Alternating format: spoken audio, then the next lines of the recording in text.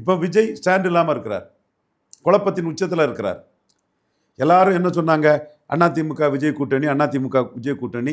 எவ்வித ஆதாரமும் இன்றி டிபேட் எடுத்தாங்க. என் சகோதரர்கள் தான், நண்பர்கள் தான், நான் மறுக்க வரல. ஊடகத்தில் பேசுனாங்க. என்ன ஆதாரத்தை வச்சு பேசுனீங்க? யார் பேசுனா? எங்கே பேசுனா? ஏதாவது தெளிவு உண்டா? கிடையாது. ஜான் ஆரோக்கியசாமி வதந்திகளை கட்டவிழ்த்து விட்டார்.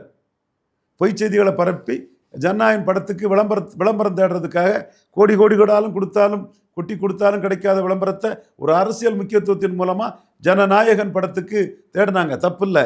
ஒரு தொழிலில் முன்னேறதுக்கு பிஸ்னஸ் இன்வெஸ்ட்மெண்ட் பண்ணி ஜான் ஆரோக்கியசாமிக்கு பணம் கொடுத்து அந்த படத்துக்கு பப்ளிசிட்டி தேடுறதுல தப்பு இல்லை. ஆனால் செய்திகள் உண்மையாக பொய்யானி பார்க்கணுமில்ல. அத்தனை செய்திகளும் பொய்யாகி போய்விட்டன. பலம் நிரூபித்த பாஜக எனக்கு மேல் என்று வெளிப்படையாகவே எடப்பாடி பழனிசாமி டெல்லிக்கு போனார். பிறகு அமித்ஷா வந்தார். கூட்டணி அவங்க அனௌன்ஸ் பண்ணிட்டாங்க.